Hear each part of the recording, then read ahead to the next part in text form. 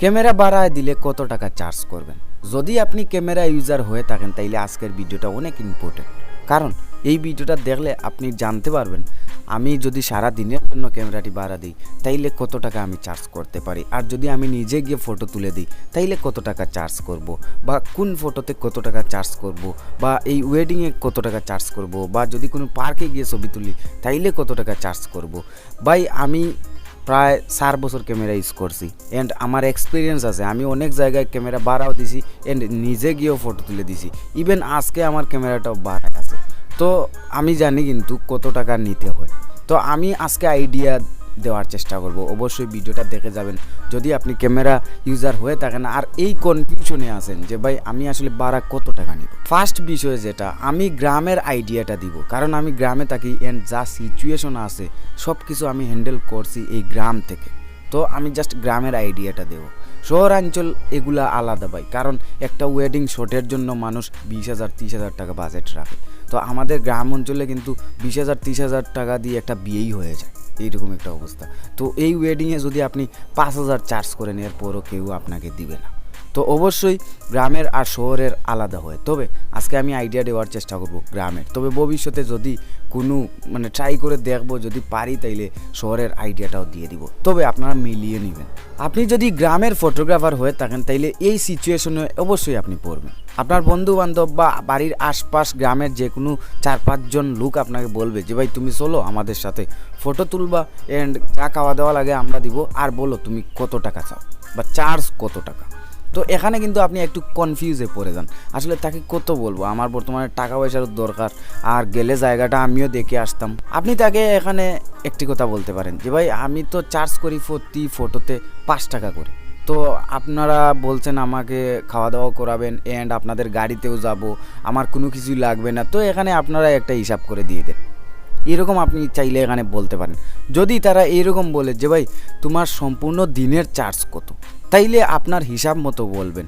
যেমন ধরেন আপনি কোনো রিসোর্টে গেলেন, জাফলংয়ে গেলেন অ্যান্ড আপনার সমুদ্র সৈকত কক্সবাজারে গেলেন, ওই জায়গাতে গেলে কিন্তু মানে পার পিস টাকা পয়সা নেয়, পার পিস হিসাব করে, মানে 1 পিস 3 টাকা বা 1 পিস 4 টাকা বা 1 পিস 5 টাকা।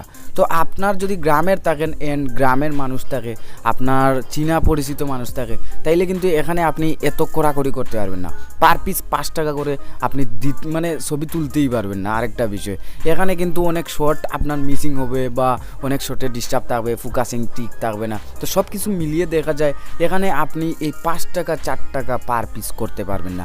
দেখা যাবে আপনি 200 ফটো তুলছেন, তো 200-র জন্য কেউ আছে আপনাকে 500 টাকা দিয়ে দিবে। তো এখানে কিন্তু আপনার সব কিছু ডিপেন্ড করে আপনার উপরে, আপনি কিভাবে ফটো তুলতেছেন অ্যান্ড আপনার এক্সপিরিয়েন্স কি। যদি আপনার এক্সপিরিয়েন্স বেশি থাকে অ্যান্ড আপনার কাছে ফটোগ্রাফির কিট বেশি থাকে, আপনার ক্যামেরাটি প্রফেশনাল থাকে, তাইলে আপনি এখানে চার্জ বেশি করতে পারেন। যদি আপনার কাছে সেমি প্রফেশনাল ক্যামেরা থাকে অ্যান্ড আপনার কিট লেন্স দিয়ে ইউজ করতেছেন বা প্রাইম লেন্স দিয়ে ইউজ করতেছেন, এত হাই কোয়ালিটি শট নিতে পারেন না, নতুন ক্যামেরা কিনছেন, তাইলে এখানে কিন্তু আপনার চার্জটা অন্য সিস্টেমে দাঁড়াবে।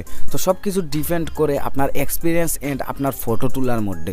যদি আপনার ফটোটি সেরা হয়, অ্যাডভান্স লেভেল হয়, আপনি অনেক পোস্ট তাদেরকে দেখিয়ে দিয়েছেন, তারা ছবি উঠছে, তারা খুশি হয়েছে, তো ওই জায়গায় যদি আপনি 200-500 টাকা বেশি চান তাইলেও মানুষ দিতে রাজি হয়। তো এটা একটু মাথায় রাখবেন, আপনার সব কিছু আপনার উপরে ডিপেন্ড করে। ওকে, আমি আশা করি আপনারা ধারণাটা পাইছেন। যদি আপনি সাথে গিয়ে ছবি তুলেন তাইলে আপনি কত টাকা চার্জ করবেন, সব কিছু হিসাব করে কিন্তু আপনি এখানে চার্জ করতে হবে। যদি 5 টাকা বলেন তো দেখা গেছে আপনার ক্যামেরার কোয়ালিটি ডাউন অ্যান্ড আপনার ফটো তোলার ধরনটা কিছু ডাউন, আপনি নতুন ক্যামেরা কিনছেন, তো এখানে কিন্তু 5 টাকা যদি চান সে ফটো তুলতে রাজি হবে না। তো এখানে অবশ্যই আপনি অ্যাডজাস্টমেন্ট করে করতে হবে। আরেকটা বিষয়, যদি আপনার ক্যামেরাটি entry level semi professional beginner camera হয়, তাহলে কিন্তু আপনার যদি 3 টাকা পিস হয় এরপরও খারাপ না, কিন্তু 2 টাকা পিস হইলেও খারাপ না, 100 ফটো তুললাম 200 টাকা। তবে আরেকটা বিষয় মনে রাখবেন, আপনি 100 ফটো 200 ফটোর জন্য ফটো তুলতে যাবেন না, এখানে আপনার লস হবে। আপনি কমপক্ষে 500 400 এরকম ছবি যাতে তুলে কাস্টমাররা, সেই সিস্টেমে আপনি যাবেন। যদি আপনি যান আপনি যদি সাথে যান তাইলে নিচে দিয়ে 400 থেকে 500, তাইলে আপনার একটা হিসাব মিলবে। এখানে অনেক ভাইয়েরা বলবেন যে ভাই আমি সাথে গেলাম, তাদেরকে ফটো তুলে দিলাম, তো এখানে যদি আমাকে তারা 2 টাকা করে পিস দেয় তাইলে তো আমার লস। আসলে ভাই এখানে আপনার লস না, আপনি সব কিছু মিলিয়ে হিসাব করেন। আমি যেটা বলতেছি, যেমন ধরেন আপনি তাদের সাথে গেলেন, খাওয়া দাওয়া করলেন, তাদের টাকা, ভাড়া তাদের টাকা, এন্ড কিছু পকেট খরচ আছে, মানে যদি পান খান তাইলে পান, যদি সিগারেট খান সিগারেট, কিছু কিছু বিষয় আছে এইগুলো তারার টাকা, মানে তাদের। যদি কোনো পার্কে ঢুকেন দেখবেন তারা টিকিট দিবে। তো সব কিছু মিলিয়ে যদি আপনি হিসাব করেন দেখবেন আপনার এখানে অনেক চার্জ হয়ে গেছে। তো এই বিষয়টা অবশ্যই মাথায় রাখবেন। ওকে, এবার কথা বলি, যদি আপনি সম্পূর্ণ ক্যামেরাটি দিনের জন্য ভাড়া দেন তাইলে আপনি কত টাকা চার্জ করবেন। দেখেন আরেকটা বিষয়, যদি আপনি দিনের জন্য ক্যামেরাটি ভাড়া দেন তাইলে এখানে ফটো হিসাব করে কিন্তু হবে না। যদি আপনি হিসাব করেন যে ভাই তুমি ফটো 3 টাকা করে পিস দিয়ে দিও, ওকে মানলাম 3 টাকা করে, এবার সে 2 দিন ক্যামেরা রাখলো আর ফটো তুললো 100, তাইলে আপনাকে দিবে কত? 300। তো 2 দিনে আপনার হিসাবে আসলো মাত্র 300। তার মানে আপনি ফটোর হিসাব কোনো কোনো জায়গায় করবেন অ্যান্ড কোনো কোনো জায়গায় আপনি দিনের হিসাব করবেন। আমার যে ক্যামেরাটি, আমি প্রতিদিনের জন্য, যদি মনে করেন আপনি আউটডোর শ্যুট করতেছেন বা ওয়েডিংয়ে নিয়ে গেছেন, সমস্যা নেই ভাই, আমাকে 1500 টাকা দিয়ে দেন আর ক্যামেরা দিয়ে আপনি 300 থেকে 400 ফটো তুলেন, সমস্যা নেই। যদি সে বেশি টাকা দিতে রাজি হয় তখনই তাকে আমি 2টা ব্যাটারি দিই। যদি সে কম টাকা দিতে রাজি হয় তাইলে তাকে আমি 1টা ব্যাটারি দিই। সে বলে ভাই কতটি ফটো উঠবে, যে ভাই 1টি ব্যাটারি দিয়ে যদি তুমি ফ্ল্যাশ বেশি ইউজ করো তাইলে 300 ফটো তুলতে পারবে, আর যদি ফ্ল্যাশ নন ফ্ল্যাশ ইউজ করো তাইলে দেখা যাবে আপনার 500-600 এইরকম ফটো তুলতে পারবে। তো এই ভিত্তিতে আমি কিন্তু টাকা চার্জ করি। যদি 2টা ব্যাটারিতে 1500 টাকা চার্জ করি তাইলে 1টা ব্যাটারিতে 1000 টাকা চার্জ করি, এরকম কিন্তু আমার চলে। তো আমার যে ক্যামেরাটি, এটা হচ্ছে আপনার 600D, এত হাই বাজেট ক্যামেরা না, তার জন্য এইরকম রেট।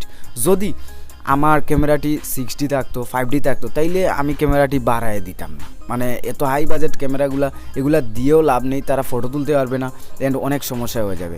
তবে আমার একটা বিষয় আছে, মানে গ্রাম ভাই আর গ্রামের মানুষ যে চাহিদা বা যে রেটটা মানে ওইটা নিয়ে চলতে হবে। যদি আমি এখানে 5000 টাকা চার্জ করি তাইলে কিন্তু সে দিবে না। সম্পূর্ণ একটা গায়ে হলুদের প্রোগ্রামের জন্য সে 10,000 টাকা বাজেট রাখছে, এবার যদি আপনার ক্যামেরার জাস্ট শ্যুটের জন্য 5000 টাকা রাখে তাইলে আপনার কীরকম হবে? একটা বিষয় ক্লিয়ার। আরেকটা বিষয়, আমাদের গ্রামে কিন্তু মানে ফটোশ্যুটের ক্যামেরা থেকে এই ভিডিও ক্যামেরাগুলো বেশি পপুলার। মানে মানুষ ভিডিও করে রাখতে চায় মেমোরিজ, জাস্ট ফটো না। মানুষ এটা বুঝে না, ভিডিও তো ভাই আজকাল পরে শেষ, ভিডিওর কাম শেষ। মানে কোনো দিন হয়তো ডিভিডি নষ্ট হয়ে যেতে পারে বা মেমোরি থেকে ডিলেট হয়ে যেতে পারে অনেক সাইজের, কিন্তু ফটোগুলো আপনি যে কোনো জায়গায় রাখতে পারে, এটা কিন্তু মানুষ বুঝে না। তো আমাদের গ্রামের মানুষ কিন্তু এই ডিএসএলআর বুঝে না, বেশি বুঝে ভিডিও ক্যামেরা। আমাকে অনেকে বলে ভাই তোমার ক্যামেরা দিয়ে কি ভিডিও হয়? আমি হয় ভাই, মানে হয়, তবে আলাদা লাইট লাগবে অ্যান্ড ভিডিওর কিছু চার্জ বেশি লাগবে, কারণ এই ক্যামেরাগুলো দিয়ে সিনেমাটিক ভিডিও হয়, সিনেমাটিক লেন্সও লাগবে, তো অবশ্যই চার্জ একটু বেশি লাগবে। তো তারা বলে ভাই জাস্ট শ্যুট করব, ভিডিওর কোনো প্রয়োজন নেই। তো বুঝতে পারছেন আমি এরকম করি, মানে দিনের জন্য যদি আপনি দেন তাইলে এরকম আপনি করতে পারেন। তবে আপনার ক্যামেরাটি যদি মানে প্রফেশনাল ক্যামেরা হয়, হাই বাজেট ক্যামেরা হয়, তাইলে আপনি এরকম দিনের জন্য আরও বেশি চার্জ করতে পারেন। অ্যান্ড আরেকটা বিষয় খেয়াল রাখবেন, আপনি এরকম মানে বাড়াতে দিবেন না, কারণ আপনার ক্যামেরাতে অনেক ক্ষতি হতে পারে। আরেকটা বিষয়, আপনারা বলতে পারেন যে ভাই আমি কেন বাড়া দিচ্ছি? দেখেন আমার 4 বছর হয়ে গেছে, এই ক্যামেরাটি বর্তমানে একটা লেভেলে আছে, তার জন্যই আমি ক্যামেরাটি বাড়া দিয়ে দিয়েছি। তো গাইস, আশা করি আপনারা বুঝতে পারছেন। আমি ডিটেলস দিতে পারছি কি না জানি না, আপনারা প্লিজ কমেন্ট করে জানাবেন। আর ভবিষ্যতে দেখি এই নিয়ে আরও ডিটেলস দেওয়ার চেষ্টা করব, কারণ একটা জায়গায় বা এক গ্রামের এক সিচুয়েশন, তো সব কিছু দেওয়ার আমি চেষ্টা করব। অবশ্যই আপনারা সাথে থাকবেন। যদি সাথে থাকতে চান তাহলে হিট দ্য সাবস্ক্রাইব বাটন আর লাইক করে দিবেন। আর যাদের এরকম ক্যামেরা আছে অ্যান্ড ধারণা খুঁজতেছে আসলে আমি এখানে কত সার্চ করব, তাদেরকে এই ভিডিওটা শেয়ার করে দিবেন।